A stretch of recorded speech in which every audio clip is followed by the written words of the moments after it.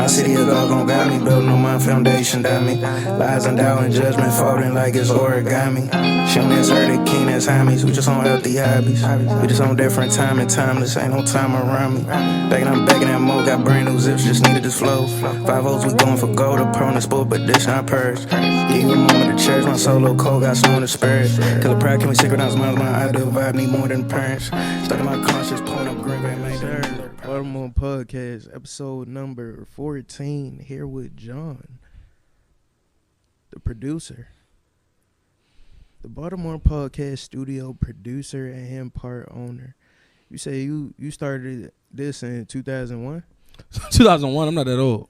2021. 21. All right, 2021. Yeah. All right, so, like, how was that? Like, you came up with the idea or your man? So, no, I didn't come up with the idea of Baltimore Podcast Studio. So, we weren't called Baltimore Podcast Studio originally. We were called Unsolicited Views Podcast Studio, which is basically the whole idea of unsolicited views is people come in their views that are unsolicited, basically just talking their shit, right?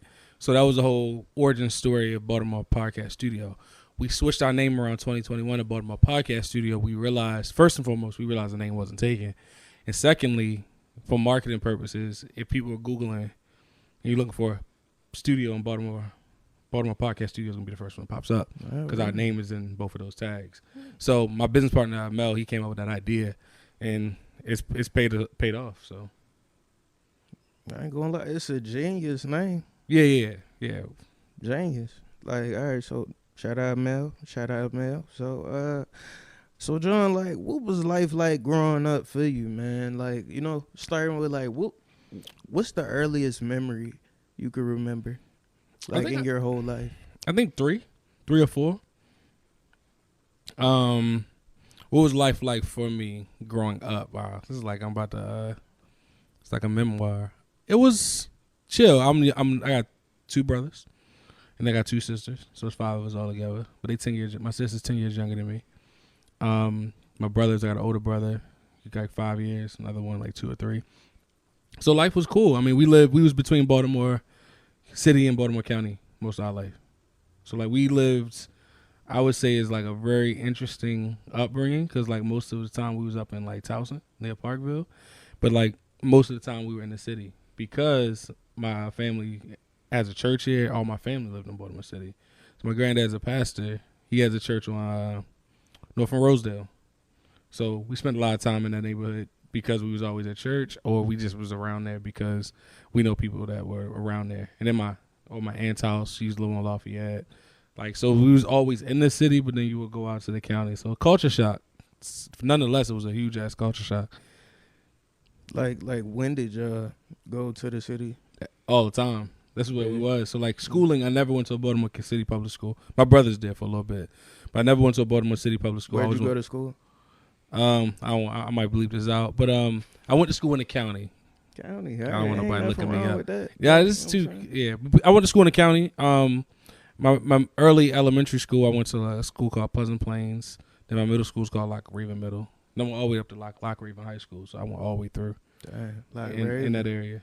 I ain't gonna lie, that's over east. That's deep over east. Yeah.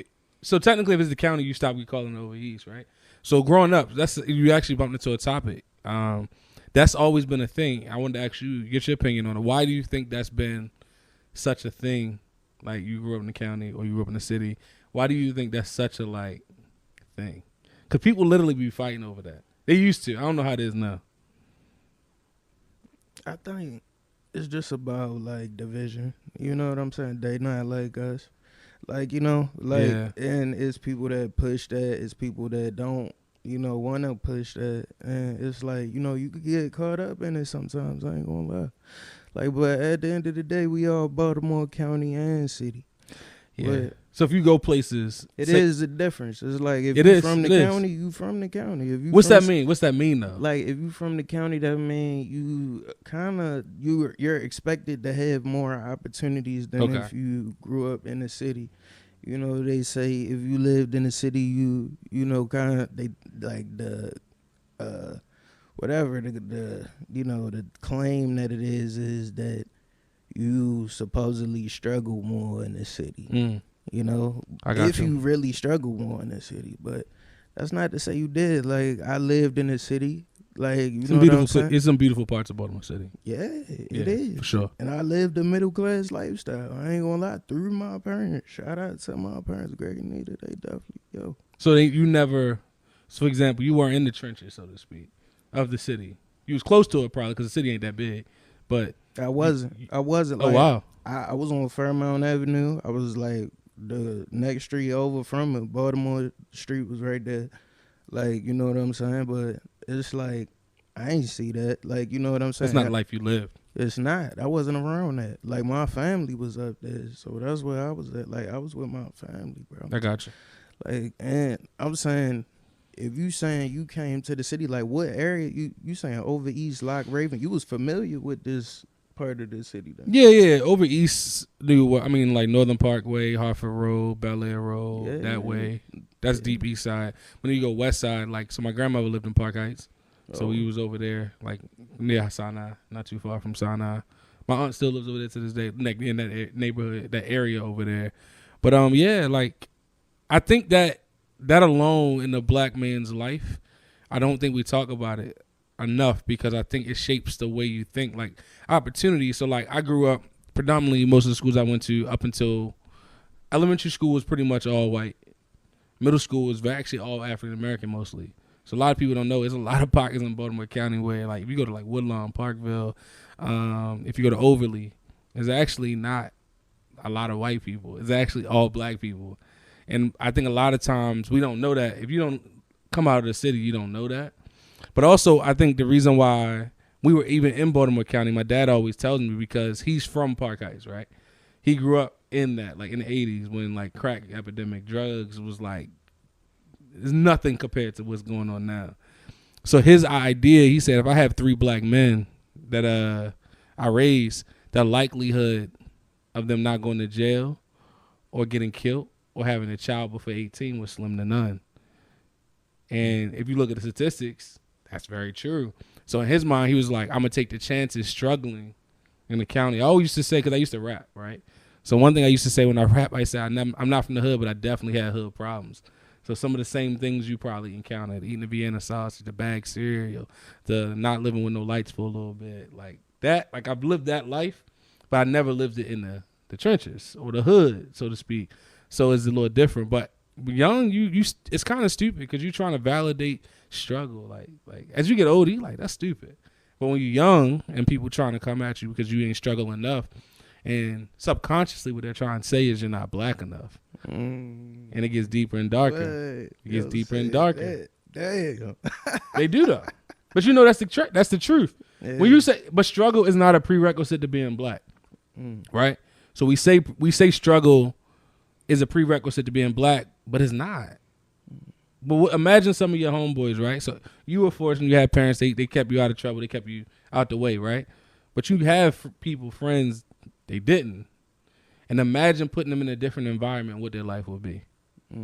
So when people say struggle is innate to being black, I actually think that's stupid. Like, no, you don't got to struggle. Like, we don't have to struggle. You have a kid, right? Yeah. You don't want your kid to go through half of the stuff you went through, and you'll fight like hell so they won't never do it.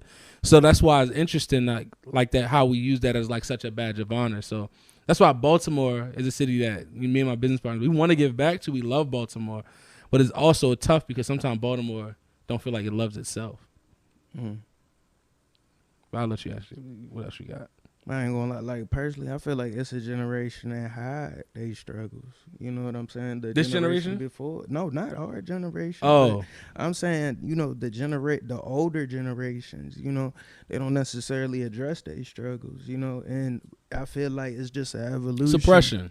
Yeah. So suppression. So like, if we're not too far in age. So the people who raised us, like, you ain't really know if they was going through it. You ain't know that they was struggling, but they going to just kind of just like either medicate or they going, you know, some people medicate or they do some other stuff, right? They either getting drunk, they getting high, or they just wilding out. Some people just, you know, anger get the best of them. But hey, we know the ones that commit to their work too. True that. You know some people put their head down and hustle. Yeah. Yeah. Like so it's ways, but that's also, you could be an addict to that, to work.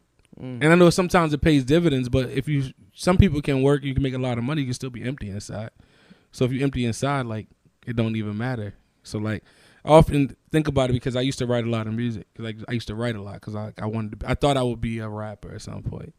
But then reality kicked in at around, I think about like 16, 17. I was just like, I don't know if I really want to commit to it. So I committed to doing stuff behind the scenes. So it's funny that path kind of led me here because I always wanted to be, this is the craziest shit, but like before Diddy, we found out he was crazy. He was an inspiration. I didn't know he was doing all that bullshit. Man, Diddy not crazy, bro. Diddy is just, they got him. They got him, right? But before that, his story was an inspiration to myself. Don't feed into the narrative. What do you mean? You ain't buying it? I'm saying, but understand they trying to destroy black men. Yeah, he probably wasn't doing the right things with his bread, but understand, he wasn't this bad person that they paint him out to be. He was doing positive things. Yeah, he could have been doing more. But understand when he get out, he going to do more positive things. You know what I'm saying? you believe you're on the side that we should give people grace. We don't give people enough grace. We don't. I listen to your not podcast. All black leaders. Nah. So they want us to tear them down. They want us to break them down. You know what I'm saying? That's why Jay stay out the limelight. I feel like a lot of the times he stay behind the scenes. Because of the potential that if you stay in the line, if you shine too much, somebody gonna want to dim your light. They gonna try. It is a part of that. I don't know. The Diddy stuff seem a little. I think the predatory stuff is what bothers me. But for the most part, but yeah, I think there is attack on like black elite or black successful people. I don't know if that's what's happening with him. I think with him, he might have just been wilding. But some people, absolute power like corrupts absolutely. That's a saying. So like too much of anything is good. You can develop a complex of thinking you're above it. I mean, you've been around dudes that like say they out in the streets getting it for a long time, right? Untouched. And in your mind, you like, yo, everybody can be touched. Yeah. And then they get touched and you just like, why are you surprised? Because at the end of the day, we all can be like, we God's children. So like, we never above the power of, the universal power of God. So anyway, I have a question for you when you get a second though. No, like why did you brought up Diddy? Because I was saying, because I was saying that's what inspired me to kind of want to be behind the scenes, getting the music management, production, that kind of thing. That's why I brought up Diddy. Because he was an inspiration, but then obviously now it's kind of like to say that it's like, but he did some great things, but he did some apparently some really messed up things. I heard a lot of people, which I don't condone. Yeah, they be saying Diddy was crazy behind the scenes. They be wild, but we don't know. Okay, we'll find out soon. A couple months. But look, all right. So you wanted to be a rapper. You was. Pursue like were you dropping anything? I dropped a couple of things on YouTube. I used to make beats. I started making beats in FL Studio. Like how old was you when you was making beats? Probably 14. Okay. 14. I was making beats. I got tracks. Like it's funny. On my podcast, Unsolicited Views. Every now and then I play a track. It's like for jokes, like right, because some of it was really bad, but some of it was like okay, if he would have kept with that, he would have been good. But ultimately, I just stopped because I just didn't know. I don't think nobody would cared or was pushing me to do it, right? At the time, young, I don't know if my self-confidence was at the point where it's like, yo, I'm going to do this shit, right? Some people got that in them and some people didn't. At the time, I don't think I had it in me for that. Now, for business, I had a knack for business, a knack for, I wanted to put things together. I like connecting people. So that's why I thought producing was naturally where I was going to go next. But I don't like the technical. Like even today, right? So a lot of the skills I acquired as far as audio, video, I don't like it. When I say I don't like it, that's not my passion. I'm not the most passionate. What I'm most passionate about is seeing people be successful, right? So that was a part of the studio. We was just like, all right, we can start a studio in Baltimore where we know people from Baltimore we don't put stuff like this in Baltimore. So it's just like, all right, we can't make the price super high. But we also gotta make a couple dollars or try to make a couple dollars. What can we do? So that's how Baltimore Podcast Studio came about. Dang. For people like you, right? So you here today, right? You could blow. You might not need us at some point, which is not crazy because at some point, if you get where you really want to get, I'm gonna have a whole team dedicated to me. we cool with that. We want that. But we want to be the launch pad for somebody big, and we know it's people here. So that's why we were passionate about starting the studio. Now, a lot of ups and downs starting a business. I recommend if you start a business, just be ready for 5 years, at least 5 years before you start to see traction.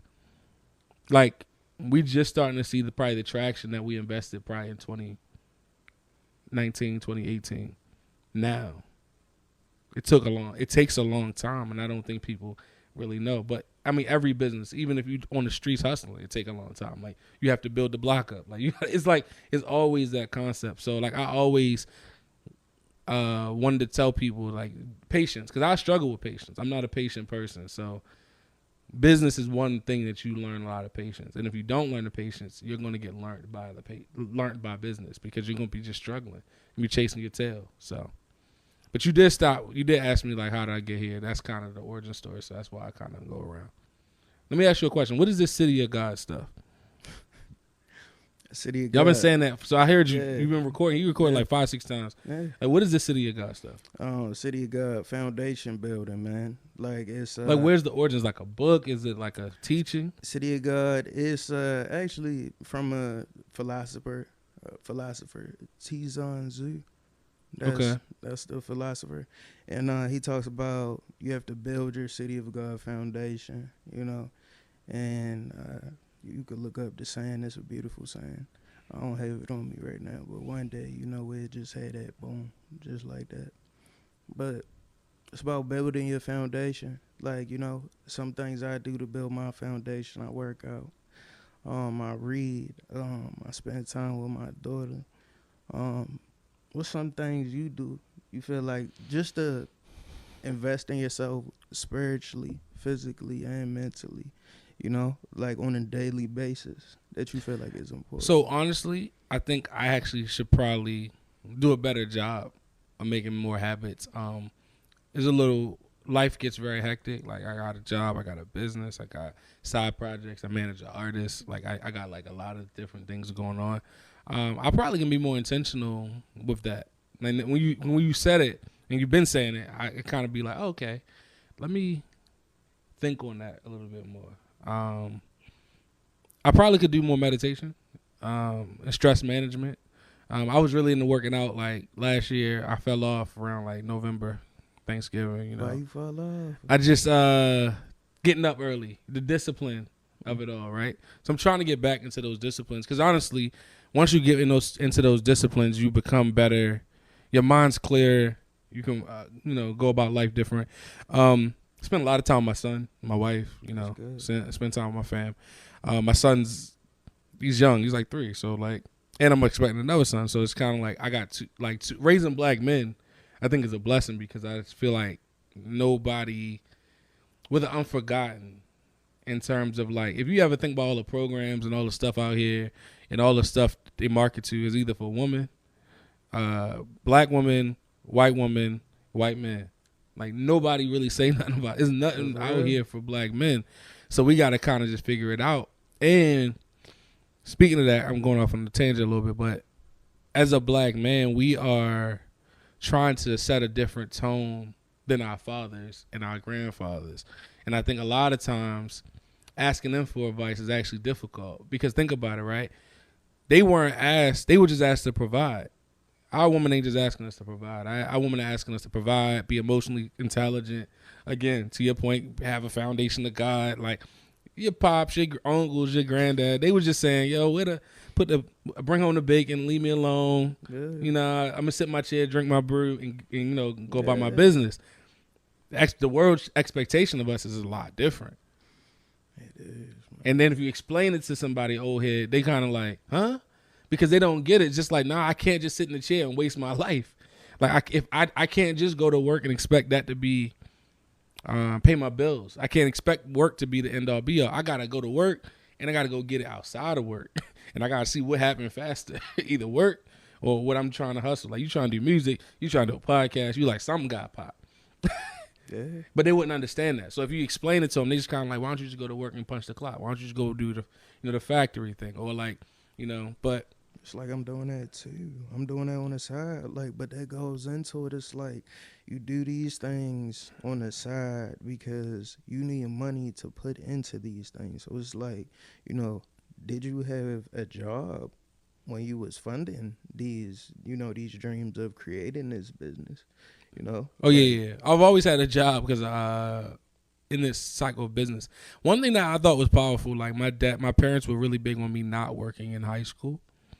At the time, I wanted to work because I wanted them to have money. But my dad, one of the things he used to always say is like, you got the rest of your life to work. I wouldn't waste your time trying to work right now. In retrospect, it made sense. And I don't know if I would actually want my kids to work so soon. Because you do literally, once you start working, he said, you're never going to stop. And I never understood that. But as you get older, you like, hold on. Once you start working, you can never stop. Because if you stop, you can't support the lifestyle that you built while you was working. So it is one of those things where, like, you know, you have to work while you're building the business, and then hopefully at some point, certain businesses you can peel off from, right? So like a studio such as this, we can get to a point where it can supplement some income, but to get to the point where it pays all your income, we'll probably have to move. We will have to go to a bigger place and have different services and stuff like that, which is cool. We're open to that, but we like where we are. The location, we like where we are. We're close to people in the city. We're right off of 83. We're close to people that really need the opportunity. So the opportunity to us is really important. So what's some like ultimate goals that you have for this studio? For this studio, we want to produce a podcast that actually monetizes. We want to put a podcast. We want a podcast to come out of Baltimore Podcast Studio that can monetize, that does monetize, and that can make money. We want to see somebody make some money. And I think people think that's crazy, but I was like, no, we want to see somebody make some money because that will actually be the biggest flex. That's the biggest win. Also, just continuing to build. We want to probably eventually get to the point where we're teaching young kids, like in high school, because content is crazy right now. Like, kids love content. At some point, hey, for a summer program, y'all come and record content and have somebody instruct you. Like somebody like yourself, right? You got to show. It's some things you can show a 13, 14-year-old kid. Be like, yeah, when you get behind the mic, make sure you hold it close to your mouth. Put your headphones on. Sit up. Enunciate your words. Have some notes. Like, these things where it seems like it's not a big deal, we know that this is a big deal. This is why a lot of people don't make it, because they don't know those little things. So that's really what we want. We want to give back, like continuously give back. And because me personally, I think I don't think I'm going to try to be. I want to be a millionaire for this idea. I have other ideas that I think that'll be where, like more events and stuff like that, probably be the catalyst. Because we actually was working on. It's funny, right when COVID happened, we actually was about to do a Baltimore Podcast Festival.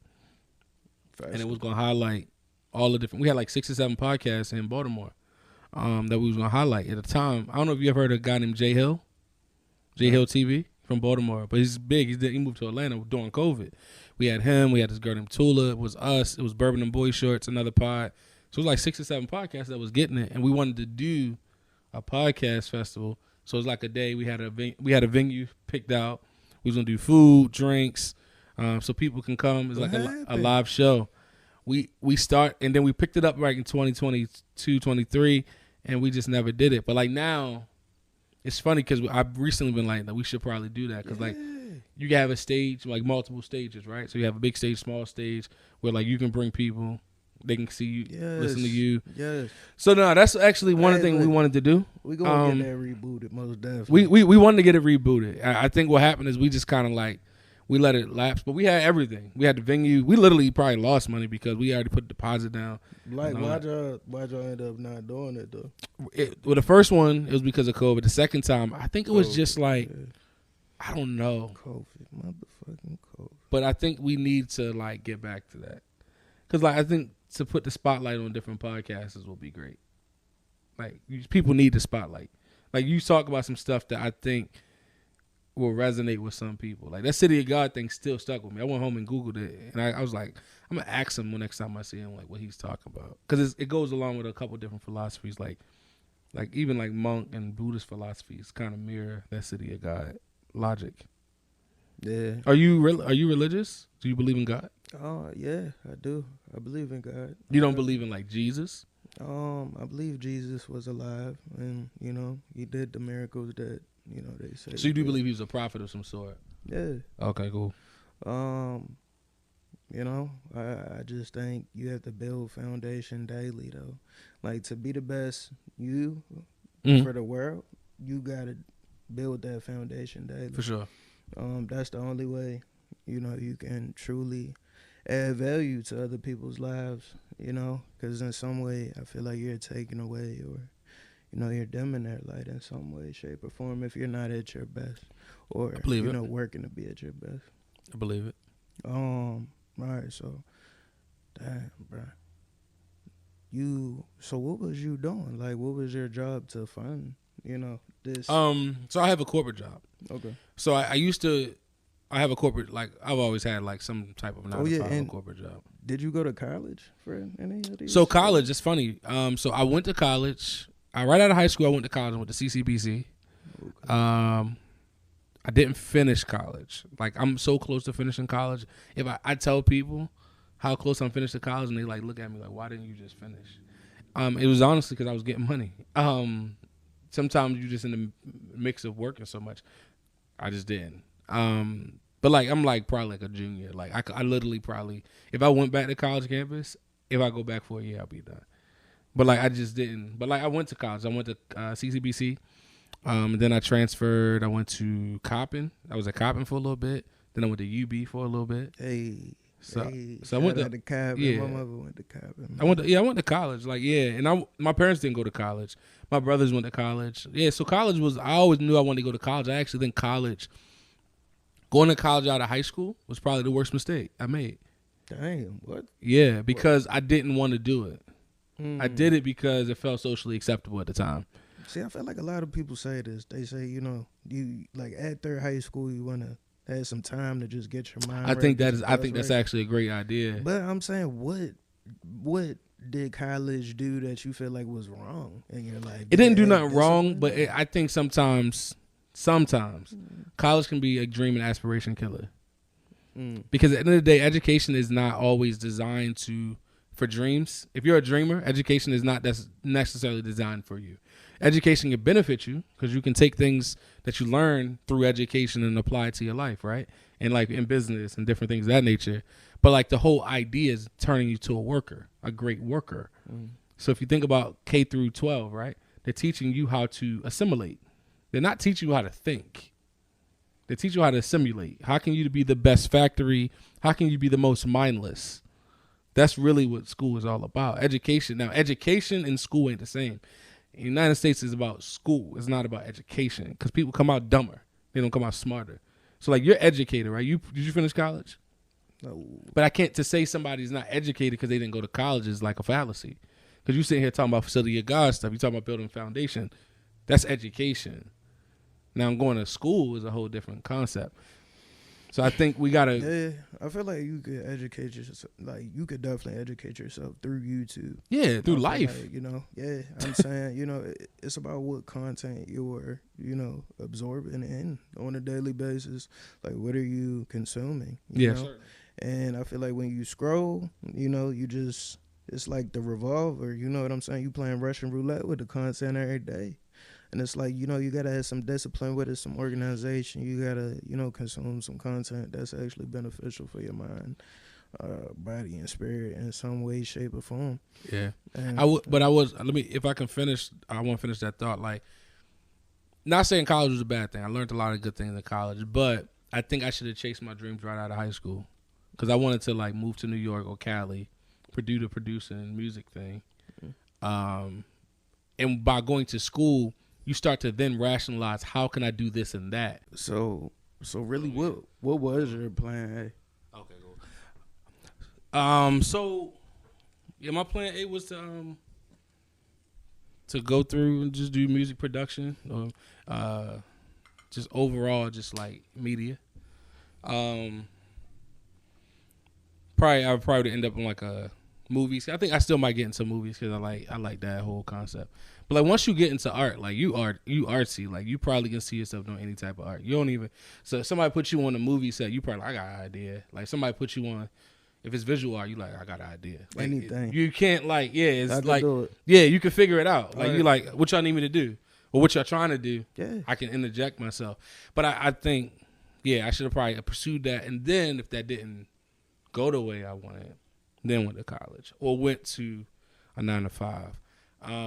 But I'm saying, was that your first, What's that? like, movies? Was that? I think like eventually I wanted to get in some type of high end production, like back of the house production, like whether it be video and behind the scenes in music or movies. Management, I tried my hand in management. I did okay with that. Artists are very delicate people. Like they're not sensitive. They sensitive and they emotional. Oh yeah. So I tried that too. So like, that was my first thing: music management and like behind the scenes production. But I wound up getting into a job where I started managing people. So I managed like 40 people for a very long time. 40, 50. Yeah, I managed people. Like in a I did like work with seniors. I work in like senior living. And I managed people.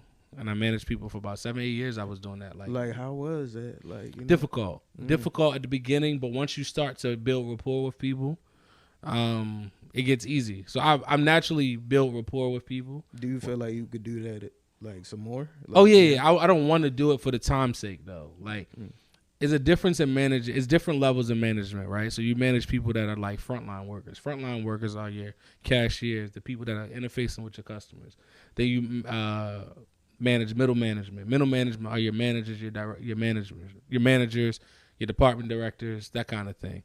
And then you can manage corporate. On the corporate level, you're managing people that are over top of probably 30, 40 people that are at professional level. So as you go higher in management, you manage differently, right? So if you had an hourly job, that's a frontline job.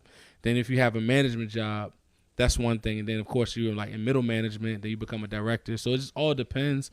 But management, no, I wouldn't mind management. But the same token as managing people on a day-to-day basis is difficult because they bring their problems with them. And you can't tell them not to. Like, if I'm struggling, I'm coming to work, I'm struggling. Like, you can't tell me to shut up. Like, you gotta live into it. And I managed a lot of ladies, mostly women. And they was most of them was from Baltimore City. So single moms. So what comes with that, right?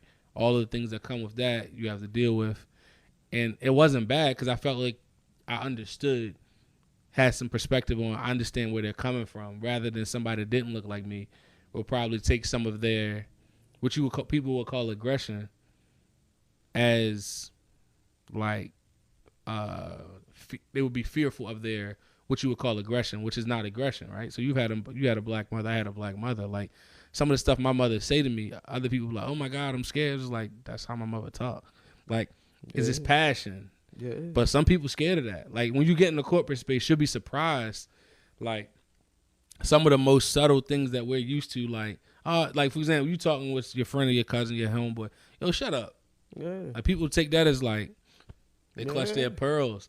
So it's kind of like, it's tricky. So yeah, I wouldn't probably get into it for the sake of just the time that it takes. I would want to dedicate all my time and energy to it. But like, it's an experience. I think everybody in life should work retail or as a server, a server in a restaurant or something like that. I think those jobs, customer service and retail experience, it makes you a better person. You become less, you had to get off of your high horse. It humbles you. Yeah. It's a humbling experience. So like, you could tell, like, when you talk to people, talk about what did you do for a living? Like, what have you done? Because it tells you a lot about their experiences in life, right? So if you've worked as a cashier or something, retail. My humbling experience with that was going door to door. When I was going door to door, yeah, that's humbling. Like getting doors, yes, yeah. Like somebody slammed the door in your face. Yeah, you gotta live with that. You gotta eat that. Times, yeah, you gotta deal with that rejection, yeah, right? So people don't. You'd be surprised how many people move through life and they never have to deal with that. So this is why black people are probably the most resilient people. We've dealt with rejection on the highest of levels, right? So like you talked about Jay-Z earlier, right? So he's dealt with rejection as a billionaire. So he's like, if I can deal with that, I can do anything. So that's what, and we're the most resilient people. You got to think of all that has transpired in our lineage, and we are the ones that are sitting here right now. It's actually crazy if you think about it. Like, oh, people were literally dying, throwing themselves into the water because they didn't want to be slaves, or slaves that died. People got free and got killed, all these things, and we still made it. Like it's crazy when you think of it. So we can do anything. It's the prophecy. Baltimore Podcast. We can do anything. Baltimore Podcast Studios. Collab. This is United. Yes. Yeah. I'm gonna let y'all know. I didn't know you were so branded. You branded everything. Yeah, of course, bro. You have to, bro, because like you said, our forefathers that died for this, you know, on those slave ships, bro. Yeah, like, you know, the ones that lived, the ones that said, I'm going to endure through this. I'm not going to die. You know what I'm saying? Like, my kids is going to get out of this. And when they get out of this, they going to work harder than I did. You know what I'm saying? Yeah. And they going to keep that going. And it's like, you know, that's as a young black man, it's like we always want to feel like we know we did enough. You know what I'm saying? We want to feel like we was useful. You know, like we was purposeful. We served our purpose, man, because that's what they looking at us to do. They looking at us to be purposeful, to have, you know, just delight. Yo, they looking at us for excellence. And I have it, you have it, bro. We here for it, bro. We creating it. And it's like every generation is improving on that. And it's like, you know, both of my parents, they went to college. Like, tell me about your parents. Like, what was they like, you know? Interesting, yeah. So, like, my dad went to college a little bit. So, I give you an origin story a little bit. So, my dad was raised in West Baltimore.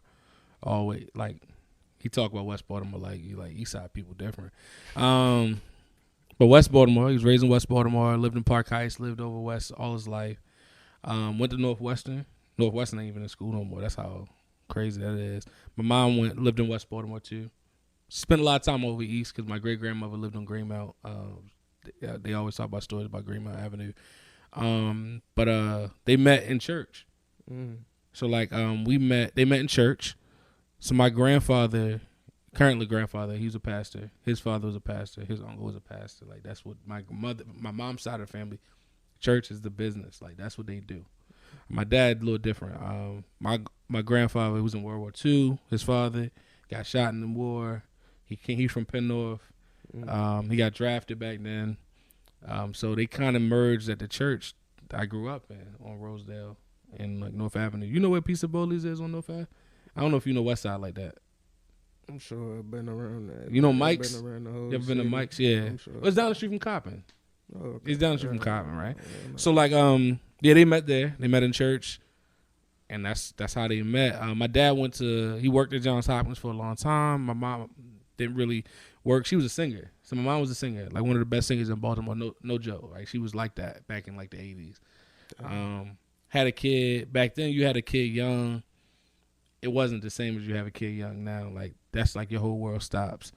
So my dad, he worked at Johns Hopkins. He always just, worked there until he kind of lost that job. I remember that. That was like one of the most pivotal moments in our life is when my dad lost his job because it was like, it's changed everything. We had to move. Like money got for, like you could feel it. Like that was the first time we felt like, oh shit, something's up. Yeah. We had a house. We lost the house. Like you lose all the changes of if somebody lose their job.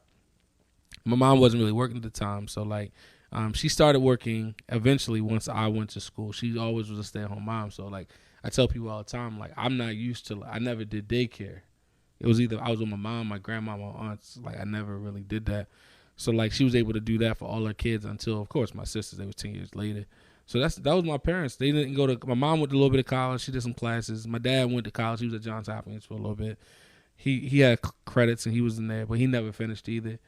He eventually got another job years later. He had to work a lot of odd jobs. I seen my dad walk from, like, mind you, like Towson, right? He walked from there all the way to Park Heights. Like, he would, like, because he needed to get a car and stuff. Like, he would do some stuff to, like, really sacrifice for his family. That's why, like, when it comes to, like, family, I'll do anything for my family.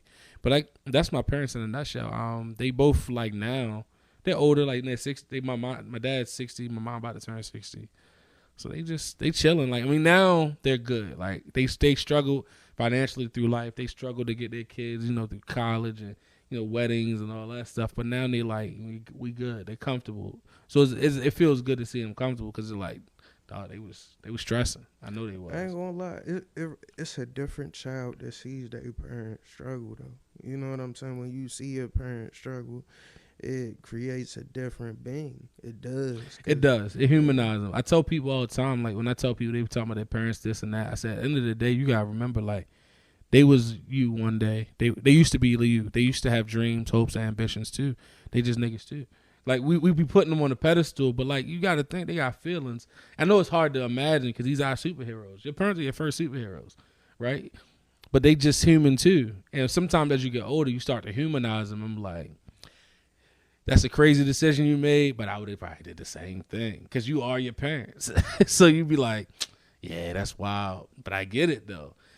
As you get older, you understand more. Like some of the decisions they had to make, some of the choices they had to make, and all of those decisions and choices you probably don't agree with. You probably hurt because of some of those decisions, but ultimately, sometimes they was doing the best they can. And I think a lot of times we can see, like, right, you lived enough life, you can see some of the stuff your parents say, you're like, yeah, that wasn't the right move. But the same token is they was living off of the best knowledge that they had. But they passed that knowledge down to you. So now when you make decisions, you make them on even higher of a level. So some of the things you do, they can't imagine.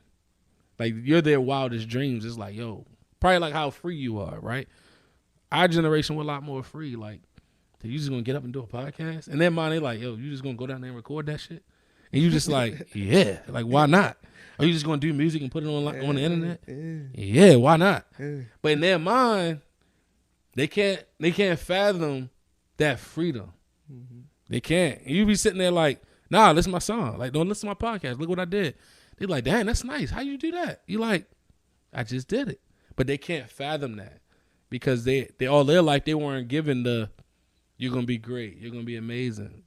It was a little different. If you really want to think about like our grandmas and our aunties and our great grandmas, like they wasn't like the most supportive. They weren't telling our parents like, go chase your dreams. It was go get a job. And at the time, depending on how old your parents is, in Baltimore, it was either you go get a government job at Social Security, you go down and get an MTA bus driving job, you go work down the harbor, go down the docks, like the pier, be a longshoreman, or you go down Bethlehem still. Like they weren't telling them like chase your dreams. So you gotta, sometimes the trauma that we have is because our parents, they didn't get a chance to chase their dreams. And they take it out on you subtly. Subtly, they say stuff slick. You like, that's really your trauma speaking. Like that don't, like what that got to do with me? It don't got nothing to do with you. You got to sometimes realize and separate yourself from it. So it's yeah. So but long story short, my parents, I think they good people. I always say like I was raised well, so I can't never. My upbringing and the parents I had set me up for life. I see people that I'm like, yo, you ain't had, your mother didn't love you. Like, you could look at it like, that. You needed some more hugs. Mm-hmm. Like, you needed some more. They ain't make you enough chicken You ain't get enough chicken boxes and, like, spaghetti. Like, you could tell, like, yo, you need love. Yeah. But I had that. A lot of us, bro. What? Yeah. And then sometimes you even take for granted the love that you were given as from your parents, right? So, like, you make stupid mistakes. You're going to make stupid mistakes. And then when you sit there and you got to really think, you like, yo, they didn't even raise, like, what am I doing? And you got to recalibrate and get back to your foundation, right? But yeah, like, but parenting is everything. I mean, you're a parent, like, who you are is who the child's going to be. So when they start doing stuff that's slick, you like, yo, that was me. I was slick, right? Oh, shoot. When your kid, like, for example, you smoke, you drink. When they say, hey, Dad, I want to, like, I'll be a smoker, you like, can I be mad at him? Or do I just tell him how to do it safely? Like, you got to just figure it out. That's going to get me out of this shit. I'm going to be like, all right, I'm done with this shit. Like, my kid doing this shit, fuck this shit now. Shit not cool no more. Why not? Yeah, nah. Like, I'm saying, like. You got a daughter, right? Yeah. Like. When she come to you and say, hey, Dad, I was, can I light one with you? What you going to say? Be like, fuck this weed shit. What was she going to say? Oh, what happened when you just find it? I'm be like, all right, we're gonna light one together, and then that's it. Like, that's not how that happened though. Somebody lit one with you one day, and it wasn't it. So yeah, I'm saying I'm gonna definitely be a more relaxed parent. I'm not gonna be as judgmental. I'm never gonna push that on her, any type of drugs. Or just teaches is our temple, right? Like I would hope that she stay away from that shit for real, because it's like, yo, at the end of the day, all that shit do, it just make you chase that shit. You know what I'm saying? It's a distraction. It's like life is beautiful enough as it is sober, and it's like that shit just corrupt your life. The drugs, alcohol, that's all it do. So it's like if you could stay away from that shit, because your life just gonna be better. Without drugs and alcohol? Yeah. I will say that because I didn't start drinking until 21. I ain't drink. Like, I grew up in the church a lot, so we didn't, that was condoned. It wasn't condoned. Like, my parents, I never see, like, they never drank around us. Like, I've never had this story, like, having a barbecue and they was drinking. Like, that was never the case. So, I didn't even want it. Like, I was, like, not really of drinking. Like, I drink now, but, like, now it's more social while I'm chilling. But I never been, like, belligerent or nothing. But, like, I think I could do without it, though. Like, recently, I've been like, yeah, I might stop drinking at some point. Like I'm saying, are you doing it in moderation? Oh, certainly. Like, I only drink on the weekends, like Friday, Saturday, Sunday. I ain't drink Monday through Friday. But like, I'm not going to the bar unless it's like a party or a birthday or something crazy. I never could smoke. Okay. I have really crazy smoking stories.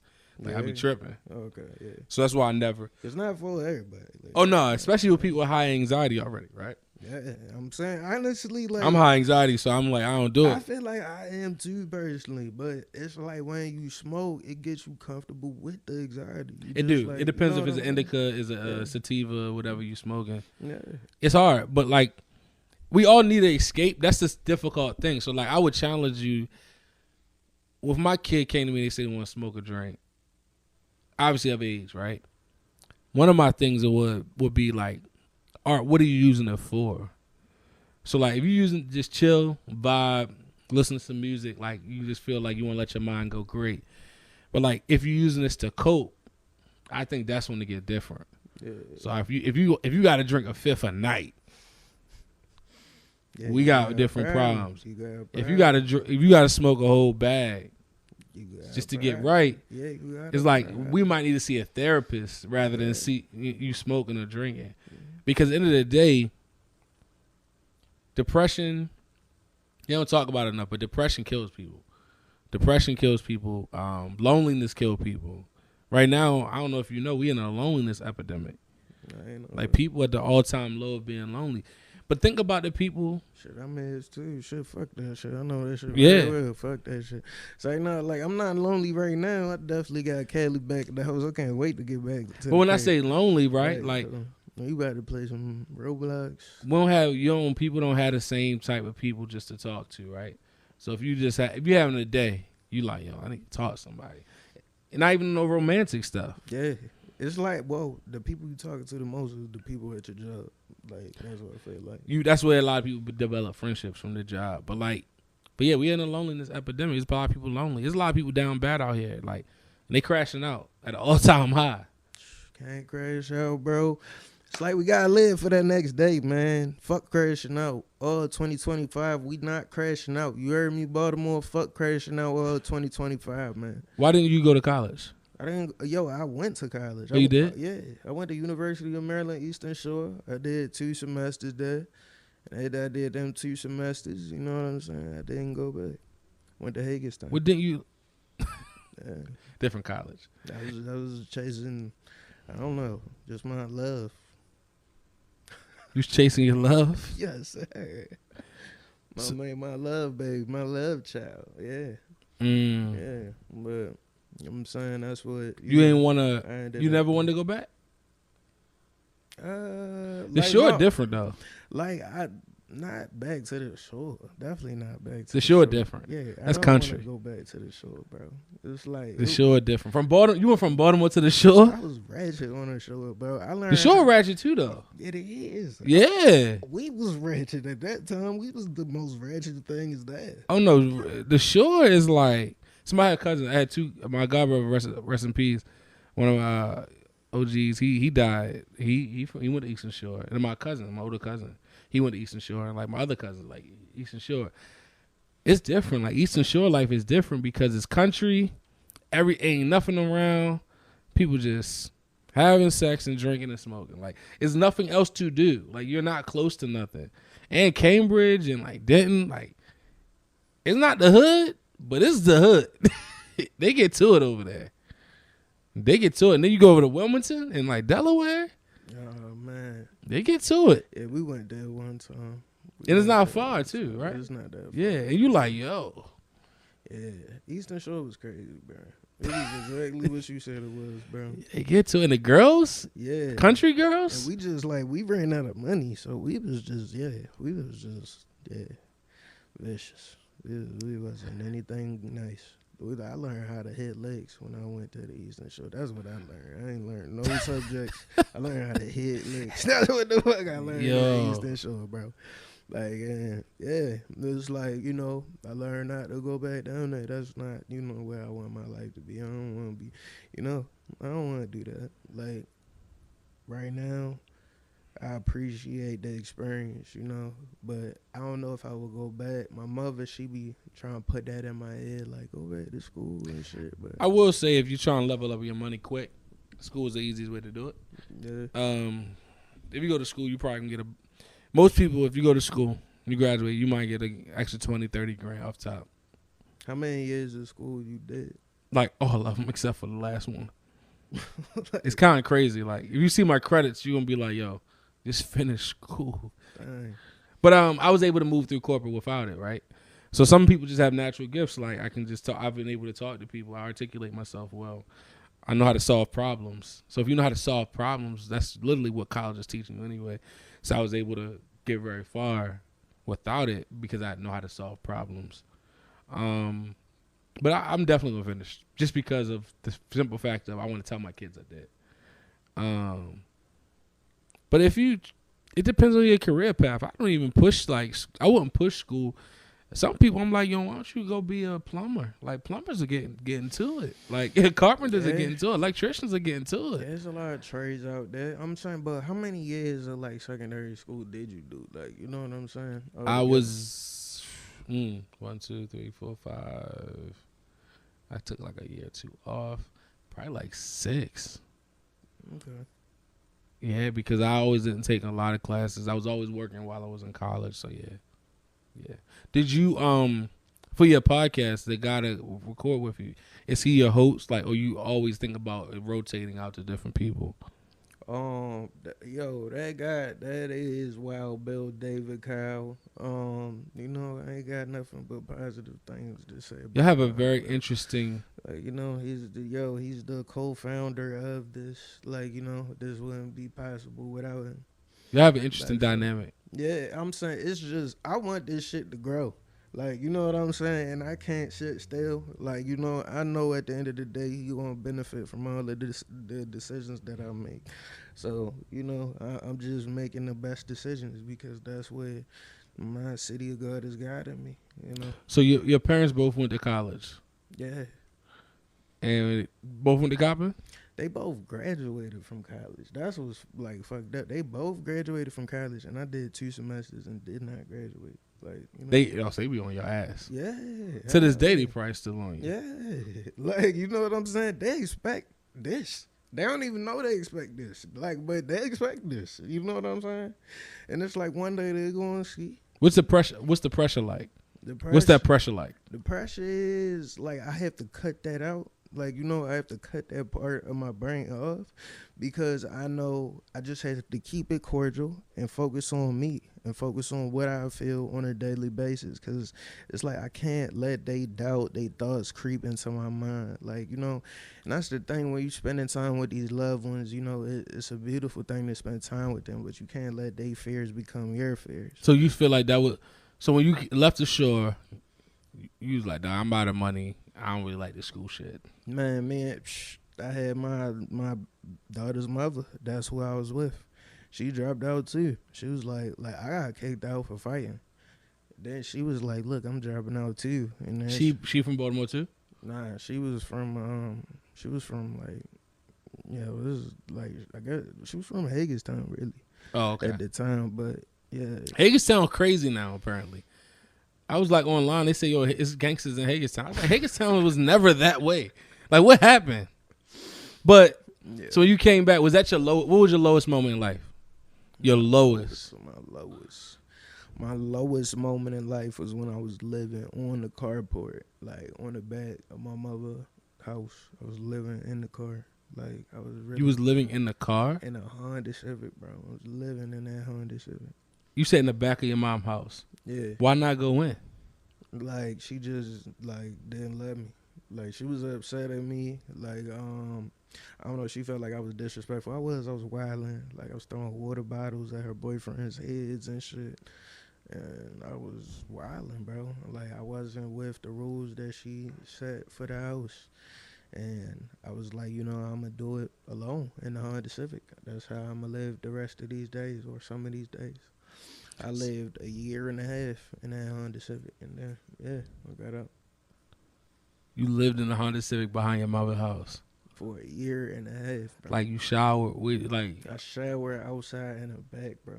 In the water, with a water hose or something? Yeah, with the water hose, bro. Like, for real. With the faucet, really. I would take ice ice bath sometimes in the wintertime, like so I wouldn't be cold. Like I just turn on the water and the water would be cold, and like I would just get my body adjusted to that temperature, and then it would be freezing. I would do that shit for at least 2 minutes, turn that shit off, and then my body would be adjusted temperature wise to the coldness. Did she give you food? No, I had food stamps. I was like, everything was supporting myself. Did you talk to her? Not really, fool. I wasn't talking. We wasn't gonna talk to her because she didn't get where my head was. Like, my head was on this podcast shit.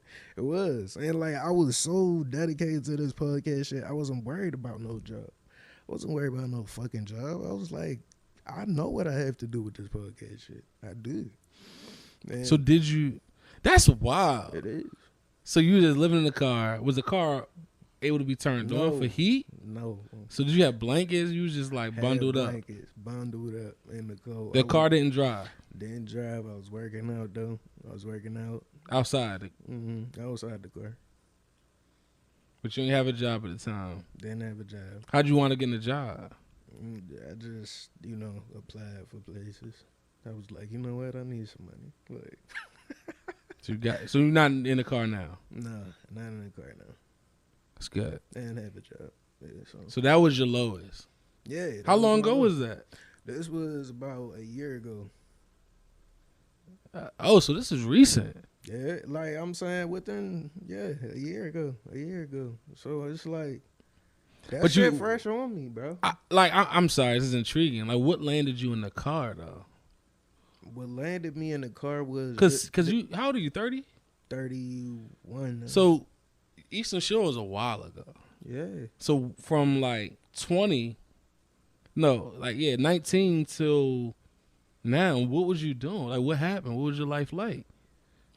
Bro, I was living completely different places. I was living in Hagerstown a little bit, you know what I'm saying? So, you went to Hagerstown after college? At the college, went to Hagerstown, lived in Hagerstown. Hagerstown, I heard, is like that now. Man, Hagerstown is not really like that. It's not? They lying? I'm saying, bro, it's just, I don't want it to be like that because it shouldn't be like that. You know what I'm saying? They get a lot of run-off people from the prison sometimes, But it's like, yo, it's always been a city where, I guess it was like drugs moving through. Yeah, always. Drugs moving through that shit all the time. But it's this whole country portion of it that's just like white people. You know what I'm saying? It's white people. It's black people out there too. It's a whole bunch of black people out there. But it's... So you left Eastern Shore, lived out Hagerstown for a couple years. Yeah. So your parents probably, when you left Eastern Shore, they like, you're not coming back home? Yeah. They probably looking for you at that point. I ain't gonna lie. Yeah, they was like, my mother, she turned my room into a closet and that shit. I was like, oh yeah, I'm definitely not coming back. So you was at Hagerstown for a couple years? Yeah. And then my baby, shout out early. Like, oh, so you, girl. Oh, okay, so you met your lady at the time? Yeah, at the time. Yeah. You was in Hagerstown with her? My baby mother, yeah.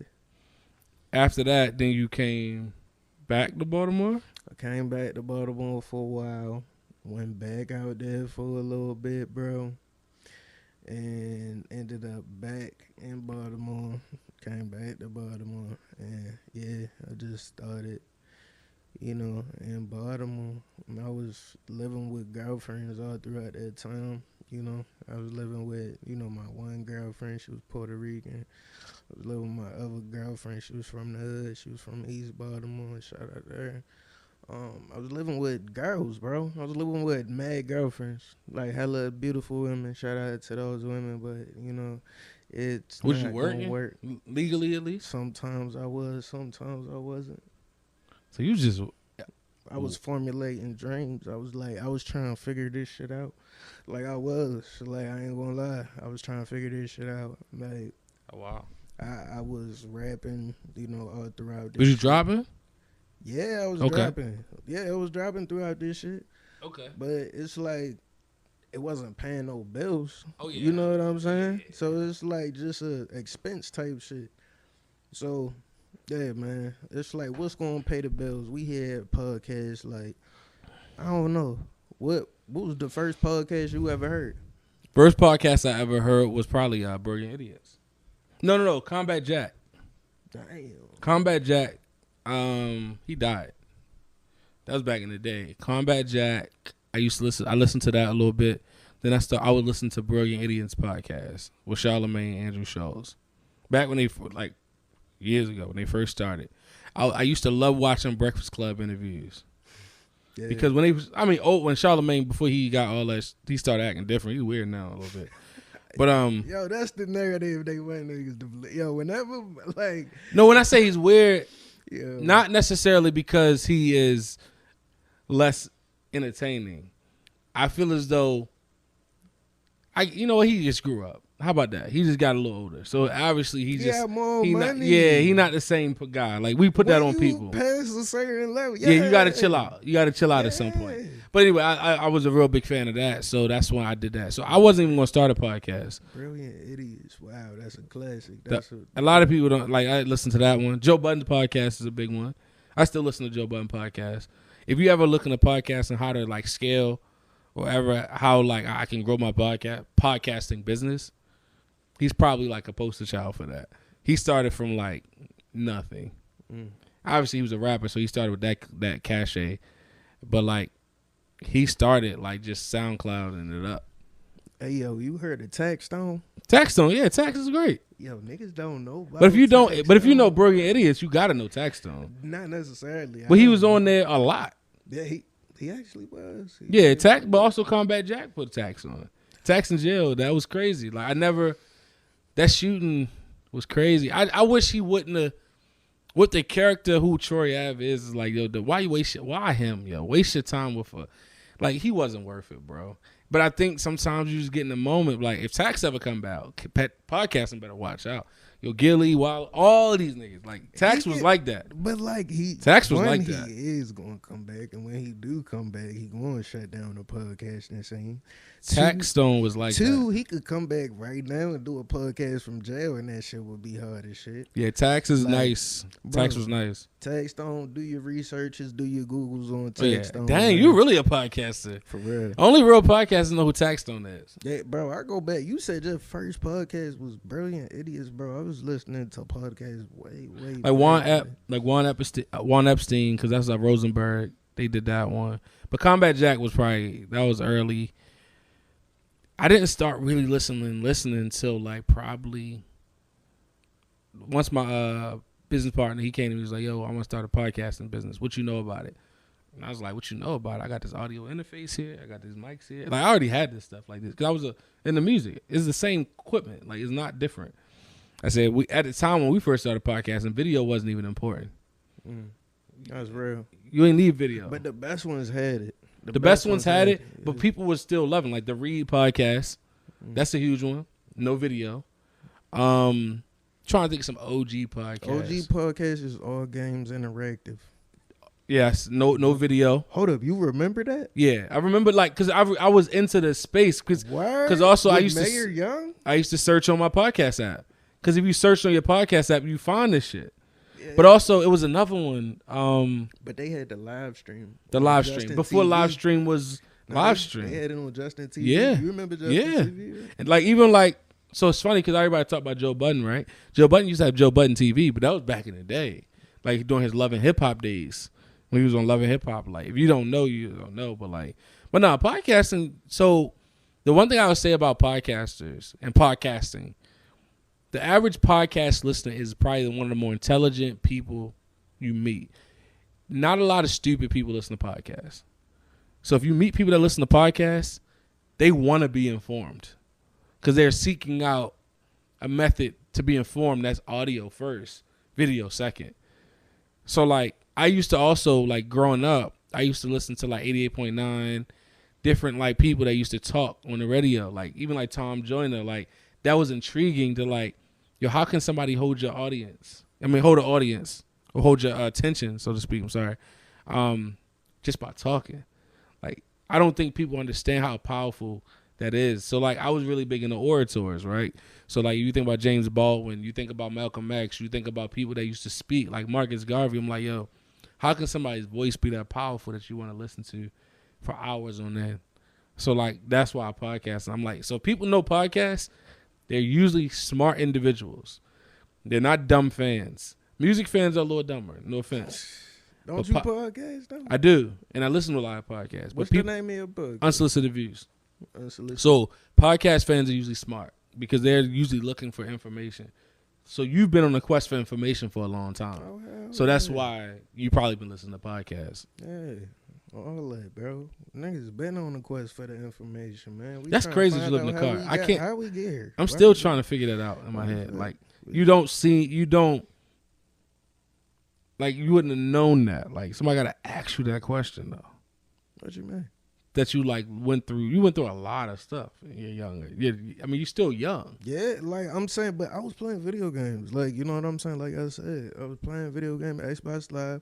When I wasn't playing Xbox Live, I was, listening to these podcasts about the video games. You know what I'm saying? And yeah, I gotta ask you this. So your whole stint of going to Hagerstown, your whole 20s basically, right? What were you searching for? I was searching for love because at that point in time, okay. I ain't gonna lie, I was on those. I was video games and it was movies. Those was my two things, and I was watching all types of movies. I had Pirate Bay, was downloading everything, off the Pirate Bay. Shout out to Pirate Bay. Yeah, and Pirate Bay. Yeah, wow. it was some love movies, and I swear they like Benjamin Button, like Sex Drive, that movie. Like these movies sculpted my just foundation for what love is, and I went searching for these things out in the world. Damn. Yeah. That's deep. Have you ever had that conversation with your parents? Whew. Because I think a lot of that, I mean, we're all a side effect of our childhood trauma, right? We deal with the side effects, so we are all a product of our childhood trauma. So you ever had to try, because I had to do that, like some of the things I've dealt with a child that kind of were difficult. Have you ever tried to bring those things to their attention? I have before. Yeah. And it's kind of like, it shut it down. They have, but they've slowly made changes over time. That's what I've noticed, It's like right when it happened, when I do it, when I say it, they're resistant to it. But it's like over time, I see they start adapting to it. Like, and it's funny because in their mind, we went to college. We provided you a middle class or good life. What else you want from us? It's just like, that's not enough. Like, I need love. I need attention. I need this. I need you to do this with me. Like, just giving me things ain't going to make me a better person. And that's, I think, in their mind, they can't fathom that. Because they didn't have. Right. So, like, we gave you more than we ever had. Mm-hmm. And it's sad because people don't realize, I believe the saying, like, unfortunately, sometimes your best ain't good enough. And some people like can't comprehend that. They can't understand like, oh, my best ain't good enough. Nah, your best ain't good enough. Like, you need more. So, anyway. Hey, I'm saying, we always striving for more, striving for greatness every day on a daily basis. But it's like we giving ourselves credit for the progress that we do make while we doing that, It's like, we can't forget what's around us, the blessings that's around us. Like, it's no better time to be alive than right now. It's a blessing to be where we at right now, We could be anywhere else in the world. It's all the people that died, all your ancestors in your bloodline that died for you to be here at this very point in time in your life, bro. Yeah. That's what you bringing with you to the table right now, I feel like. Certainly. Yeah. Yeah. It's constantly remembering that, being thankful. You should bring them on your pod one day. Yeah. Your mom or your dad. I think it'd be good. And talk to them. Like, I wonder, have they listened to any of this? They have. It's hard for them to listen. Kind of like my mother. It's hard for her to listen. But I don't know. But, yeah. What's hard for her to listen to? I think it's just, I don't know. I gotta ask her what specifically it is, but I think it's like the nervousness. Like she'll probably do it a different way. You know what I'm saying? Than I'm doing it, and you know sometimes I get that feeling. It's like this is my son out here. You know what I'm saying? Yet her expectations for me is already through the roof. So it's like, are you the only child? Yeah. Oh. Yeah, they is all the way, you know, over there. Like, so it's like, bro, I understand that I'm getting there, you know, but yeah, having them on would be a good idea. I think it would be. I think it's it can be somewhat therapeutic because sometimes people have conversations behind a mic that they might not have face to face. So I think talking to them will be good. Like I think because healing, ultimately, your healing for yourself is the healing for your child. Because at the end of the day, what you don't deal with, the resentment, the pains, the disappointments that you don't kind of put out there, she's going to have to deal with because you're going to suppress them. Yeah, I'm saying that's deep right there. That's deep. It's like I feel the fact that I'm spending more time with her, I'm more aware of certain things that she's fearful of. She makes me more aware of certain things that she's fearful of. And it's like, you know, I'd be lying if I said it didn't have an effect on me, but it's like I constantly have to, you know, build foundation even that much more because of it. And yeah, it was just a reminder. You know, nobody's perfect, man, but it's like we love our parents. We appreciate them for, you know, everything that they done, all the sacrifices that they made for us to be here today. And you, as a father, like you said, you got a 3-year-old. Like, you plan on having more kids? I got one on the way, and that's it. I'm done. You got one on the way? Yeah, I got one on the way. Bro. Yeah, thank you. Appreciate it. No, I'm done after that. Like, I'm good. Not in this economy. It's crazy, bro. Shit expensive. Like, kids, like, I buy a lot of stuff. It's not even that, like, time-wise, like, I'm still in the phase of my life. Your 30s and your 40s still the phase of your life. You're still building. So, like, being time conscious of that, like, do I have time to, like, I don't want, like, 5 kids. Like, I came from a big family, so I don't want a big family. Some people come from a big family, want a big family, but that's just not it. I just want, and I'm having boys, so like my legacy is going to carry on, hopefully, through them too. So I'm just like, I'm good. I don't need no more kids. I want to just, you know, rock out, get them through life, you know, help them be the best they are, be a great father, be a role model. I had a great role model, so I don't know what it means. I had a great father. So like sometimes people are like, I have a great father. No, I did. I can't. I never would say like, I have to like aspire to that. Like, you don't feel that pressure, like to? Nah, only because it was so common. Like my dad I had a great father. My grandfathers was around. My uncles was around. Like to be a father is normal, from my family. So it's like everybody was a father. I've never met a deadbeat. Like we didn't have deadbeat fathers. So like it don't feel like pressure because it's just like just be yourself. Like it's pressure when somebody's not a good father. But like my dad was good, my granddad, like I knew my grandparents, all my uncles, even my uncles that are divorced from my aunts, like you know what I mean, they still good men. So it's just kind of like I don't know what that means to not take care of your kids. Like so, if somebody say they don't take care of their kids, it's like I understand why you might not, but I don't get it. Like a lot of times, bro, I ain't gonna lie. Be these, you know, the baby mothers, they be in that ideal situations. I ain't gonna say that's for everybody, but. You know, I've been blessed to have, you know, at least a baby mother that I could co-parent well with, you know, other people, I'm saying. So yeah, you never know. Like, yeah, I have friends or family or people I know, like, they going through it. It takes people a while to get there, too, sometimes, you know? Everybody don't mature the same. Like, age ain't a sign of maturity. And I think sometimes we think age is a sign of maturity. Somebody can be 50 years old and still be acting like they're 22. That's right. In their mind. Like, or they don't grow in their mind. Like, you know people, like, you probably go back to people that you went to high school, middle school with. You like, but you still like 12, like in your head. So it's just like it's nothing to talk about because you got mature. Like, but you also don't. your job ain't to pull everybody along. Your job is to, drop knowledge when you can, but like everybody ain't your responsibility. But we've been going for over an hour now. For real? Oh yeah. We were just vibing though. Cause we did 30 and then we did another 45. All right, that's a bet. You said another 45? Yeah, cause we did 30 minutes when you went to the bathroom. Then we just did another 45 minutes. Let's go. All right, bet. All right, that's cool. All right. I don't know how you gonna chop this up, but it's cool. Yeah, Baltimore Podcast episode number 18. I'm sorry, Baltimore Podcast episode 14. This is the interview with John. Appreciate it. No, I definitely appreciate it. I've been on other podcasts. I haven't been on other podcasts for a while. I don't talk about myself much, so that's kind of cool. It's chill. But yeah, for sure, I appreciate it. I hope y'all go far. I think y'all have something. What do you want to plug? Like, book a podcast at Baltimore Podcast Studio. If you want to listen to me talk, I'm on Unsolicited Views podcast. That's my podcast. I do it with my guys. We started a studio together, so we do a podcast there. With our homegirl Sid, she's on there too. How long you been doing that podcast? Since 2018. We episode. I can tell you.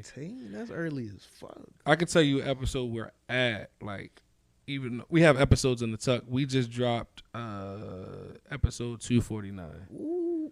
So we 10 from 300. Yeah. We about to be at 300. We're gonna be at 300 in the next couple of weeks. We drop every Tuesday. The real thing is I'm trying to drop video more. Like, video takes so long, and with the business, like I prioritize this over my own podcast because I want to get more customers. I want people to come and use the studio. Like, I'm trying to remodel. Like, even the studio, like we did, is like the phase 1 of remodel, and we got this up. It didn't look like this. We got furniture. We got like seating that look good, lighting that look good. The next step, we about to get carpet in here. So it's like we trying to like make it like feel good for people to come in. Like, they feel like it's their space. So, but nah, Baltimore Podcast, yeah, book a podcast with us and go from there. Baltimore Podcast is at Baltimore Podcast Studio. So we appreciate it. Yeah, thank you for having me. Appreciate it. Alrighty, bro. Thank you for coming on the podcast. I appreciate you, brother. For sure. Yeah.